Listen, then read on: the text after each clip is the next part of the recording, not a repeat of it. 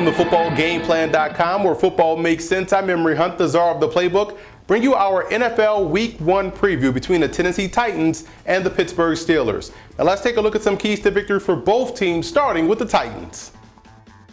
The Titans come into the 2013 season ready to take the next step and make the playoffs, and they plan to ride the legs of Chris Johnson and have Locker operate off play action. The good part is that they've upgraded their offensive line with Chance Warmack and Angela Vitre, and brought in Delaney Walker while drafting Justin Hunter at wide receiver to go along with the talent that's already there on the roster. However, the quarterback position is still a legit concern. Locker definitely has to play better. Defensively, the Titans must do a better job as a whole, and while there are some pieces in place to be successful, like the linebacking core and the secondary, the defensive line, in my opinion, has to play better in order for this team to really take that next step on that side of the football. Now let's move over to Pittsburgh. In this game, the Steelers can still be a tough matchup for opposing teams because of Big Ben at quarterback and the speed and quickness at the receiver position, as well as the fact that these guys show the toughness to go across the middle. And until they get a game breaker in the backfield, the running game will just complement a slightly pass-first type offense. On defense, they'll be once again led by their linebacking core, and I'm excited to see what rookie Jarvis Jones can do this season. And they're another team in which all eyes will be on the defensive line. Can they do what they're supposed to do up front in that 3-4 defense so the linebackers behind them can have free reign to the football as well as to the quarterback? The defensive backs are a veteran group, so health is more of a concern than talent, because I do think they still have the talent to be effective.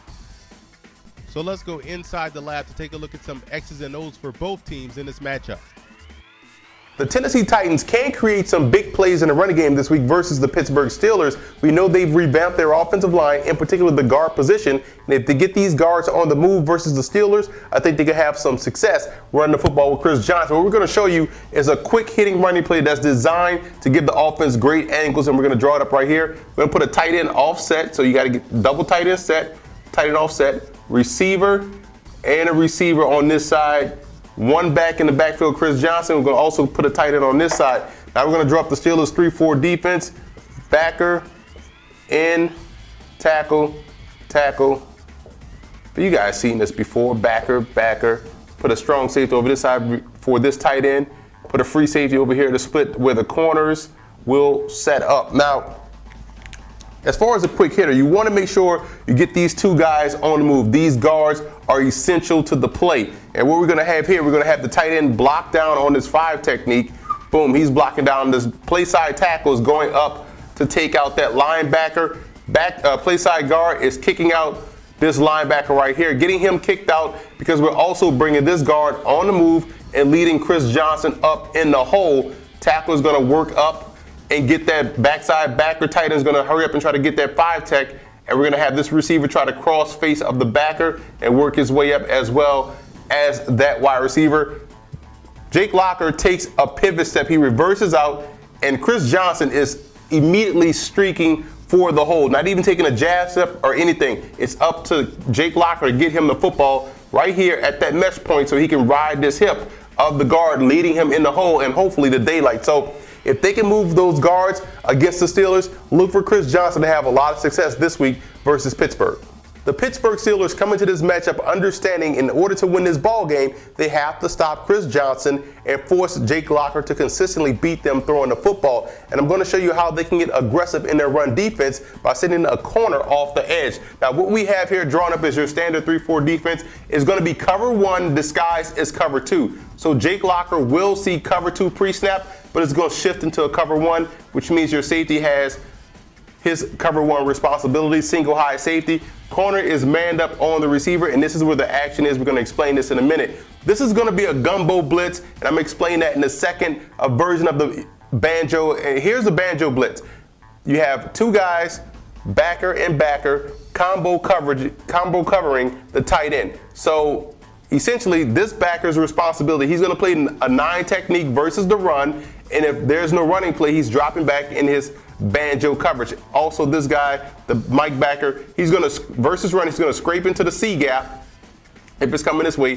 Versus weak side run, his responsibility is to pursue weak side inside out. But no running play, no strong side or weak side running play, drop back in his banjo coverage. Now, like I said, banjo coverage is your combo covering the tight end, and if there's a threat coming to this side, is this backer's responsibility. So that's your combo coverage. Now, where the gumbo comes in is the fact that now it's a weak side illusion as well. It gives the illusion of pressure, all out blitz coming from the weak side, but you have this 5 technique, pushing through, playing contain, but also spying this running back versus weak side run. So that's where the gumbo comes into play. Now, as far as this 5 technique on this side, his job is to slant across the tackle's face right here into this B gap. So his job is to slant here and get pressure. The nose is playing a straight up, head up, 0 technique. Now versus the pass, he's going to delay, stunt, and twist here in the B gap as well. So that's his responsibility versus pass. Versus run, he's playing right through that center. Now we have the backside backer. His job is to blitz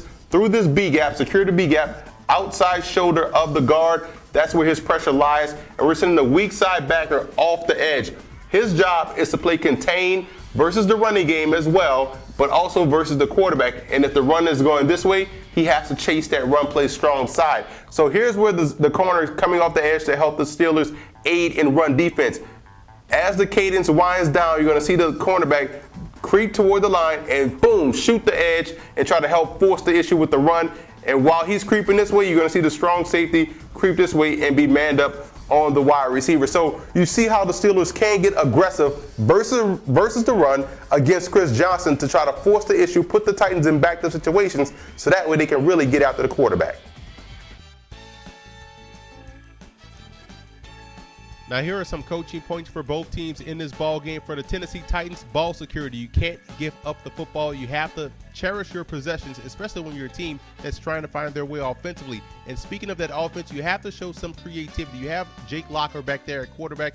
He's a mobile guy. I expect to see some pistol, maybe some read option elements, and maybe some creative ways to get your playmakers to football. Delaney Walker, CJ 2K, Kenny Brick, Kenny Wright, those type of guys. You want to get the football in the hands of your playmakers, so they have to be creative offensively. And the safeties must play a huge role in the passing game. We know the Pittsburgh Steelers passing attack puts a lot of pressure on the safeties with those deep over routes, those deep in routes, so they're going to have to be alert, ready to break up a pass or make a play on the ball.